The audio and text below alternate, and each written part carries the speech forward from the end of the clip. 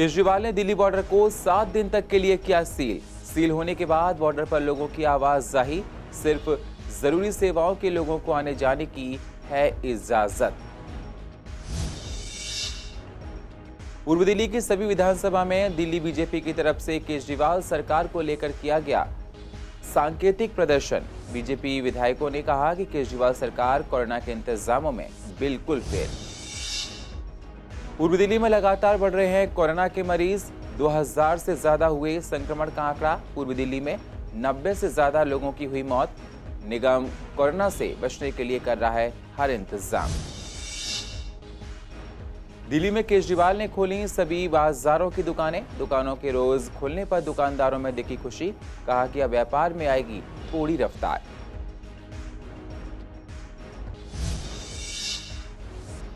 और सीमापुरी में छत पर टंकी साफ करते वक्त पुलिस इंस्पेक्टर का फिसला पैर, छत से गिरने से हुई मौत। सीमापुरी थाने में थे इंस्पेक्टर। नमस्कार, स्वागत है आप सभी का सीसीएन में। मैं हूं आपके साथ सुनील चौहान और आप देख रहे हैं पूर्वी दिल्ली खास। अब होते हैं रूबरू पूर्वी दिल्ली की अहम खबरों के साथ। दिल्ली के सीएम अरविंद केजरीवाल ने दिल्ली के सभी बॉर्डर को 7 दिन के लिए बंद कर दिया है, जिससे बाहर से लोग ना आ जा सकें। हमारे रिपोर्टर एरआर चौधरी ने जाकर गाजीपुर यूपी बॉर्डर पर जाकर देखा तो वहां पर स्थिति अलग थी। वहां पर बॉर्डर सील नहीं था, लोग आराम से आ जा रहे थे और एक राज्य से दूसरे राज्य जा रहे थे। आपको बता दें केजरीवाल ने ये भी परमिशन दी है कि अगर किसी के पास एसेंशियल सर्विसेज को लेकर कार्ड है तो उनको आने जाने की परमिशन होगी, लेकिन हर किसी को बॉर्डर पर आने की परमिशन दिल्ली के अंदर नहीं होगी। इस वक्त मैं मौजूद हूँ दिल्ली गाजीपुर बॉर्डर पर। मैं पीछे का नज़ारा दिखाना चाहूँगा। ये गाजीपुर बॉर्डर है, दिल्ली गाजीपुर बॉर्डर, जहाँ अभी फ़िलहाल तो कोई पुलिस बल तैनात नहीं है, कोई भी पुलिस यहाँ चेकिंग नहीं कर रहा है। किसी भी तरीके से बॉर्डर को सील नहीं किया गया है, ना कोई आवाजाही पर रोक है, ना कोई पास चेक किया जा रहा है। यूपी से जो भी शख्स आ रहा है वो बड़े प्यार से अभी फ़िलहाल आ सकता है। बॉर्डर जो सील करने की बात कही गई थी, अभी यहाँ कोई ऑर्डर पहुँचे नहीं है, ना बॉर्डर सील किया गया है। यहाँ देखने को मिल रहा है कि एक भी पुलिस बल यहाँ मौजूद नहीं है। फिलहाल 8 दिनों के लिए बॉर्डर सील करने के लिए कहने के बाद आम जनता से एक फ़ोन नंबर जारी करके सुझाव मांगा है, लेकिन फिलहाल बॉर्डर की हालत देख के लगता तो नहीं है कि बॉर्डर सील किया गया हुआ है। बॉर्डर पर साफ तरीके से लोगों का आवाजाही चालू है और फ्लाईओवर से भी, और बॉर्डर पर जो पुलिस बल तैनात होना चाहिए था वो भी तैनात नहीं है। कैमरामैन नवीन के साथ एरआर चौधरी, सीसीएन। आज से रेलवे ने लगभग 200 ट्रेनों को चला दिया है, जिससे जो लोग लॉकडाउन में फंसे हुए थे वो लोग आराम से अपने घर जा सके। हमारे रिपोर्टर ने जाकर पूर्व दिल्ली के आनंद विहार रेलवे स्टेशन का जायजा लिया तो देखा वहां सोशल डिस्टेंसिंग का पूरा ध्यान रखा जा रहा था। प्लेटफॉर्म पर सर्कल बना दिए गए हैं। लोगों की थर्मल स्क्रीनिंग करने के बाद ही अंदर जाने की परमिशन दी जा रही है। अगर टेम्परेचर ज़्यादा आता है तो उनको रोक दिया जाता है। थोड़ी देर बाद उनकी फिर से स्क्रीनिंग की जाती है। फिर से थर्मल स्क्रीनिंग के बाद उनको अंदर जाने की परमिशन दी जाती है अगर टेम्परेचर ठीक है। रेलवे स्टेशन पर कोरोना को देखते हुए सभी एहतियात बढ़ते जा रहे हैं। जिसका टेम्परेचर 98 है, 99 है, वो नॉर्मल है। जिसका 100 से ऊपर हो जाएगा हम उसको रोक के बोलते हैं कि मतलब दोबारा से बाहर भेजते हैं, उनको टेस्ट करने के लिए बोलते हैं, या फिर थोड़ी देर रिलैक्स करके, हो सकता है धूप में, गर्मी है इसलिए उनका टेम्परेचर हाई है, उनको बोलते हैं कि तुम थोड़ी देर रिलैक्स करके आओ या फिर अपना चेकअप करा के तब आना। उनका जो पैसेंजर यहाँ पे आ रहे हैं उनका मेडिकल चेकअप पहले से हुआ है, वो लोग यहाँ पे आ रहे हैं। स्क्रीन पर दिखाई देता है, यहाँ पे जब कोई निकल के जाएगा तो यहाँ पे दिखाई देगा टेम्परेचर। तो कितने टेम्परेचर का अलाउ करते हैं? 98, 99 बस। तो आप सेंसर है, तुरंत आपको सेंस करेगा हाथ का, आपके हाथ को, आपका हाथ में सैनिटाइजर, आप सैनिटाइज करके आप जा सकते हैं। सर इसमें होगा 15 लीटर का अप्रॉक्स। क्या ये फॉग वाला सैनिटाइजर है या नहीं, लिक्विड वाला सैनिटाइजर है। जगह जगह पे जो क्या कहते हैं ये वे बने हुए हैं, हर वे पे जो स्टाफ को लगाया गया है जो सभी यात्रियों को इकट्ठा होने से रोकेंगे और समय समय उनको जो एहतियात के तौर पर आगे बढ़ाते रहेंगे ताकि जो भीड़ जो अपने जाके कोच में अपने एक पैसेंजर अपनी अपनी सीटों पर जाके बैठता रहे। और अभी केवल रिजर्वेशन, जिनका रिजर्वेशन है उन्हीं यात्रियों को अभी बैठने की अनुमति है। और अभी तो फिलहाल यही जो ऊपर से इंस्ट्रक्शन है इन्हीं को ही फॉलो किया जा रहा है। नहीं, वेटिंग रूम, अभी वेटिंग रूम जो ये नंबर 2 पे 3 पे व्यवस्था नहीं है, अभी साइड ओपन, ये साइड पड़े हुए स्टेशन पे आएंगे और अपने एंट्री करके अपने सीधे गाड़ी में, कोशिश रहेगी सीधे वो गाड़ी में अपनी सीट पे जाएं। एक एक करके सही पैसेंजरों को एंट्री दी जाएगी और किसी को मतलब विलंबित नहीं किया जाएगा। हाँ, ताकि भीड़ इकट्ठी ना हो, इसलिए विलंबित नहीं किया जाएगा। तो आते रहेंगे और थर्मल स्कैनर, ये ऑटोमेटिक थर्मल स्कैनर है लगा हुआ, और इसमें आप उनका टेम्परेचर रिकॉर्ड होता रहेगा। सर मुझे कोई अनुमति, मतलब मैं अपने हिसाब से आया हूँ, अपने उधर से मैं अपना मतलब कि मैं ये सोच रहा था कि यहाँ पे क्या हो क्या ना हो, इसलिए मैं पहले ही आ गया। टेम्परेचर चेक किया जाएगा। मैंने देखा था कि मास्क लगाए रखे हैं और ग्लव्स पहन रखे हैं और सोशल डिस्टेंसिंग का पालन करते हैं और मोबाइल में आरोग्य सेतु हो रहे। गाजीपुर सिटी जाना है मुझे और 2 घंटे पहले अनाउंस किया हुआ था, 2 घंटे पहले स्टेशन पे पहुंचना है। उसके हम दूर रहते हैं, इसकी वजह से हम पहले आ गए। पूर्वी दिल्ली की 7वीं विधानसभा में आज दिल्ली प्रदेश बीजेपी की तरफ से केजरीवाल के खिलाफ सांकेतिक प्रदर्शन किया गया, जिसमें सोशल डिस्टेंसिंग का पूरा ध्यान रखा गया। बीजेपी के नेताओं ने केजरीवाल के खिलाफ हल्ला बोला है। नेताओं ने कहा कि वैसे केजरीवाल सरकार ने कोरोना को रोकने में असफल है। केजरीवाल ने आपदा से निपटने के लिए कुछ भी नहीं किया। दिल्ली में कोरोना के मरीजों का बुरा हाल है। दिल्ली की 70 की 70 विधानसभा में केजरीवाल के खिलाफ धरना प्रदर्शन किया गया।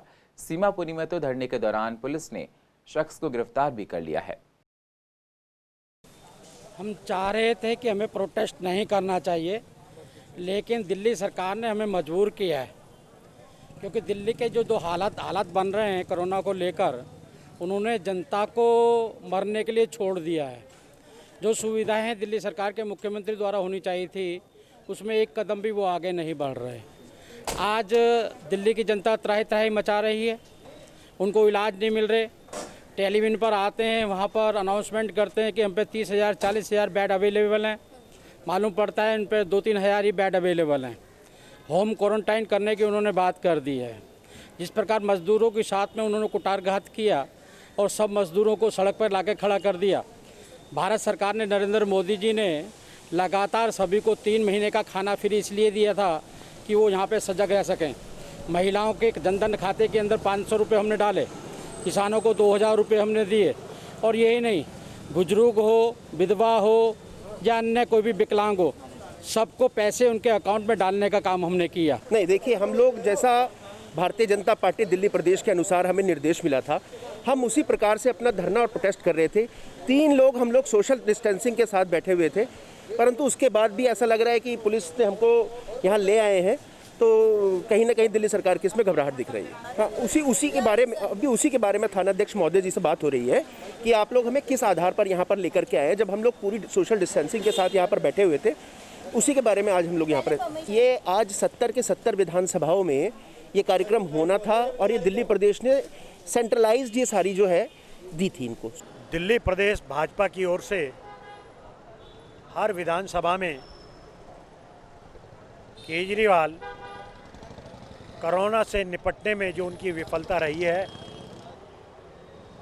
और इस कोरोना महामारी से अगर आज हम LNGP की बात करें तो 108 बॉडी वहाँ पड़ी हैं, जिनका दाह संस्कार भी ये निकम्मी नाकारा सरकार उसकी व्यवस्था भी नहीं कर पा रही। म्यूनिसिपल कॉरपोरेशन के कर्मचारियों को पैसे देने की ड्यूटी जो दिल्ली की सरकार की है, उनके साथ तो वो अनेक समय से खेल खेल रही है, लेकिन अब दिल्ली सरकार के कर्मचारियों की भी तनख्वाह देने के लिए दिल्ली सरकार के पास पैसा नहीं है। तो केजरीवाल जी के समय में कोरोना को रोकने में दिल्ली सरकार पूरी तरीके से असफल रही, और केजरीवाल जी केवल मीडिया, इलेक्ट्रॉनिक मीडिया पर बैठ के केवल गाल बजाने का काम करते रहे, और चीज़ें उनके हाथ से निकल गई। आज वो त्राही कर रहे हैं। हम ये कहना चाहते हैं, केजरीवाल जी ज़मीन पर आओ और विपक्ष के साथ मिलकर विधानसभा का तुरंत सेशन बुलाओ, और आपदा से निपटने के लिए सभी लोग मिलजुल कर कार्रवाई करो। दिल्ली की सरकार बिल्कुल सोई भी है, केजरीवाल सरकार उसे जगाने के लिए आज ये प्रदर्शन कर रहे हैं। दिल्ली को उसने अपने हाल पे छोड़ दिया है, पूरी दिल्ली त्राही कर रही है। दिल्ली के अंदर कोरोना अपने चरम सीमा पे है, और ये पूरा दूसरा महान विश्व के अंदर दूसरा महान शहर बनने वाला है दिल्ली, जिस तरह दिल्ली सरकार ने छोड़ा हुआ दिल्ली को अपने हाल। प्रदर्शन बिल्कुल जनता को जागृत करना बड़ा जरूरी था, क्योंकि जो दिल्ली के मुख्यमंत्री केजरीवाल ने ये जो झूठे वादे कोरोना के चक्कर, इतना बड़ा झूठ इस देश के साथ, दिल्ली के साथ किया इन्होंने, आपकी नाकामी तो कल ही पता लगी थी केजरीवाल जी, जब आपने अपने दिल्ली के सरकारी हॉस्पिटलों से जो आंकड़े गलत इन्होंने बताए हैं हॉस्पिटलों के एमएस से, आप उनसे आंकड़े मांग रहे हो, गलत आंकड़े मांग रहे हो। इसका मतलब आप विफल रहे हो। उस विफलता को देखते हुए आपको दिल्ली का जो जवाब है इसकी दिल्ली की जनता को देना होगा। और आज पूरी दिल्ली के अंदर हमारे प्रदेश अनुसार 70 की 70 विधानसभा के अंदर ये सांकेतिक धरना हो रहा है। दिल्ली में कोरोना की वजह से बुरा हाल है। पिछले लंबे समय से दिल्ली में जिंदगी की रफ्तार पटरी पर नहीं है, जिससे दिल्ली सरकार को दिल्ली को चलाने में परेशानी हो रही थी। अब दिल्ली की केजरीवाल सरकार ने केंद्र की मोदी सरकार से 5000 करोड़ रुपए का, एक तरह से देखा जाए, पैसा मांगा है, जिससे वो दिल्ली के कर्मचारियों को समय से वेतन दे सकें। इसी पर तीनों पार्टी बीजेपी, आप, कांग्रेस के नेताओं से बात की गई। क्या कह रहे हैं वो, आइए आपको सुनाते हैं। केजरीवाल सरकार किस मुंह से केंद्र सरकार से 5000 करोड़ रुपए की राशि मांग रही है? क्या विज्ञापनों के ऊपर पैसा खर्चने के लिए कम पड़ गया है? अभी जब चुनाव थे दिल्ली के, तब आप ये कह रहे थे कि हम ईमानदारी से काम करते हैं, हमारे पास बहुत पैसा है, किसी भी सुविधा में कोई कमी नहीं आने दी जाएगी। और चंद दिनों बाद ही आप कटोरा लेकर केंद्र से मांगने पर आ गए।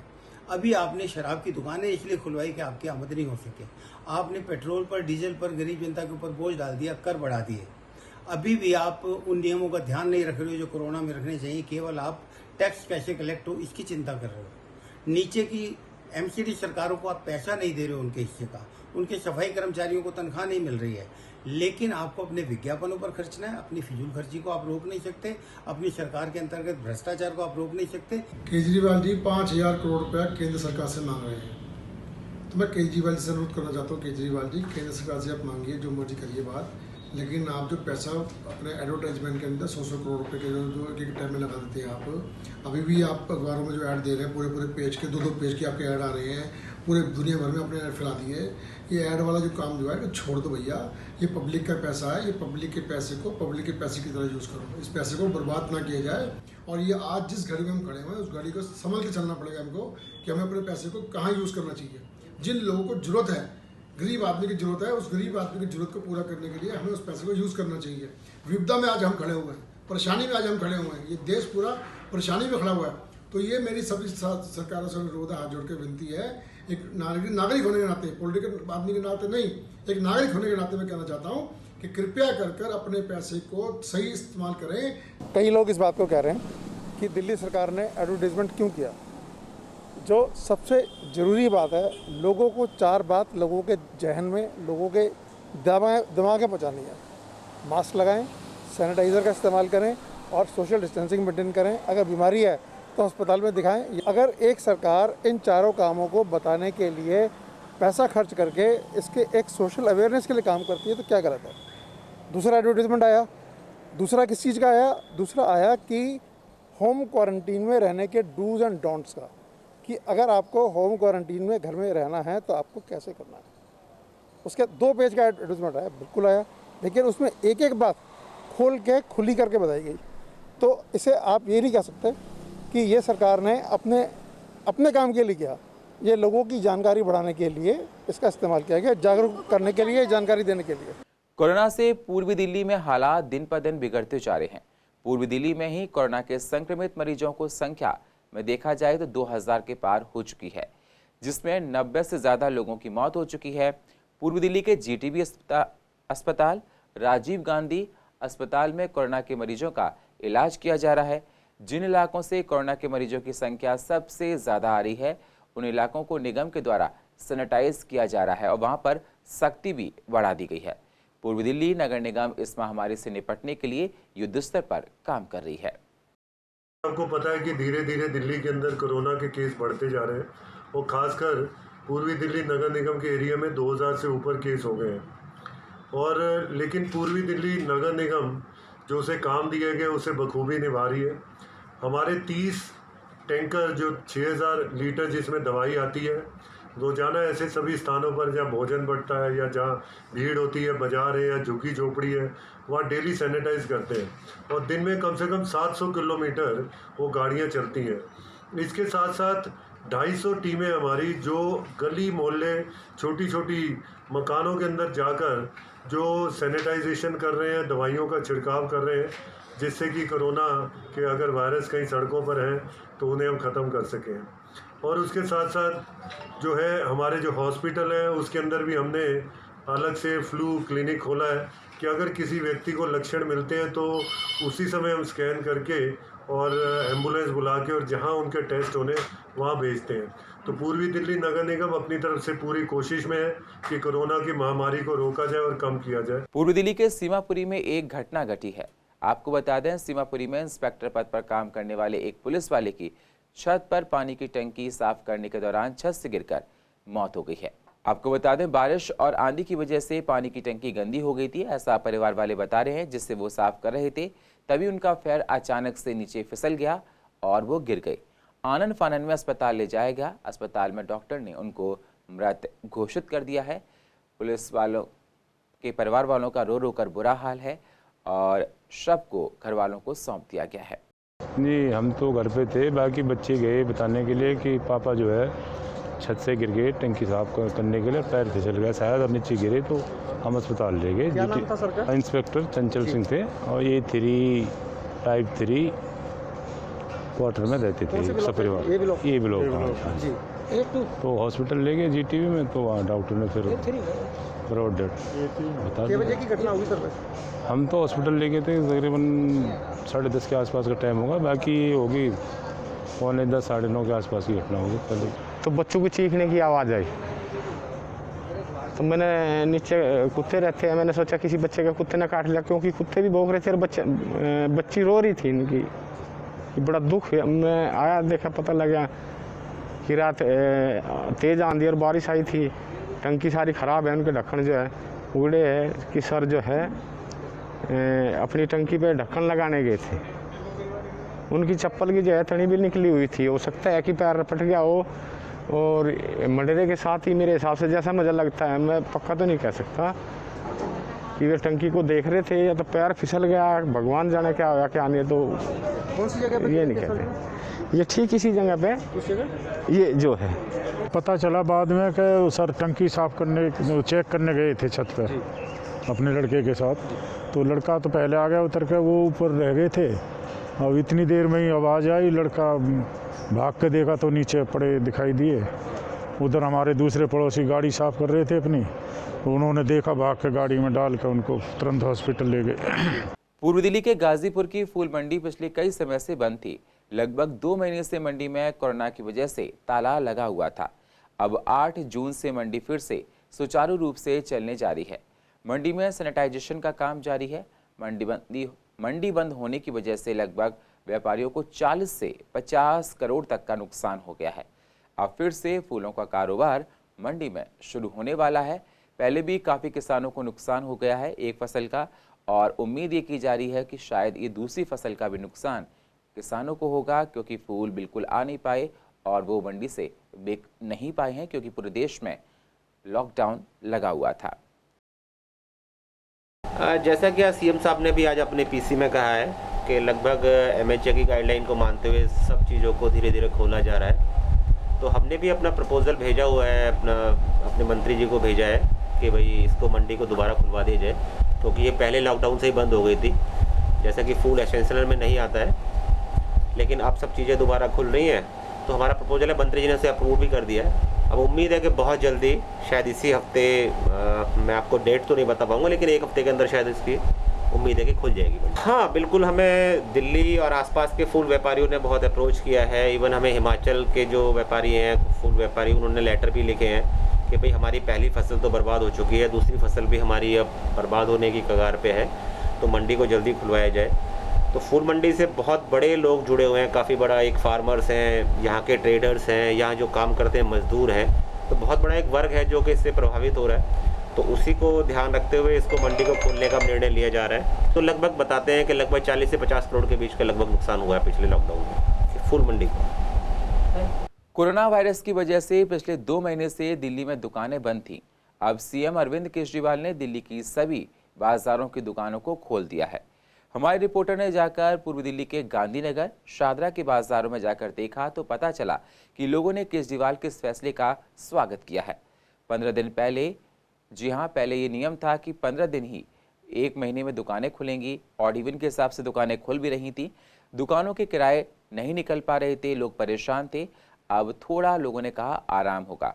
दुकानदारों का ये भी कहना है कि हम लोग दुकान में एक बार में 1 या 2 लोगों को अंदर जाने की परमिशन देते हैं, सोशल डिस्टेंसिंग का पूरा ध्यान रखा जाता है। दुकानों पर बिना मास्क लगाकर अंदर आने की परमिशन नहीं होती है और कोशिश यही होती है कि ऑनलाइन पेमेंट हो।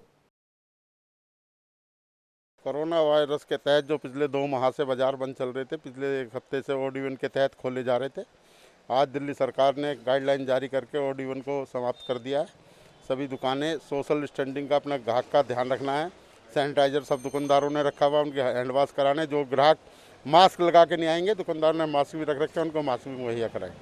नहीं, बाज़ारों में ऑड इवन से जब से खुल रहे थे कोई ग्राहक नहीं था बाज़ार में। इक्का दुक्का कोई आ गया, नहीं तो जैसे आते थे खाली बंद करके चले जाते थे। बाज़ार में लगभग आज सारी दुकानें खुल गई हैं, 90% के करीब। जो लोग बाहर से आते हैं जिनको अभी जानकारी नहीं, क्योंकि दोपहर को भी ये 12 बजे ही जानकारी दी है सीएम साहब ने, तो इसलिए परसों से बाज़ार रेगुलर खुल जाएगा। हाँ बिल्कुल, हमारे बाज़ार में हमने नंबरिंग कर रखी थी 1 और 2 के हिसाब से। 1 नंबर वाली दुकान ऑड वाले दिन, 2 नंबर वाली दुकान इवन वाले दिन।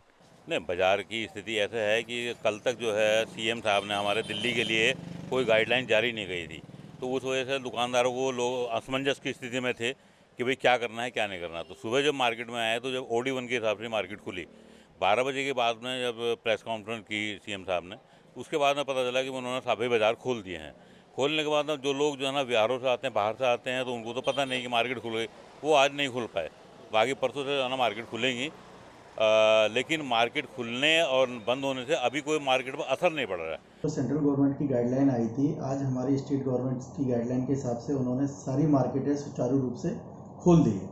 हमारे अपने मार्केटों के हिसाब से सारा कुछ खोल दिया है उन्होंने, और भी काफ़ी गाइडलाइन उनको छूट दे दी है। करीब करीब सब कुछ संभवतः खुल ही गया है।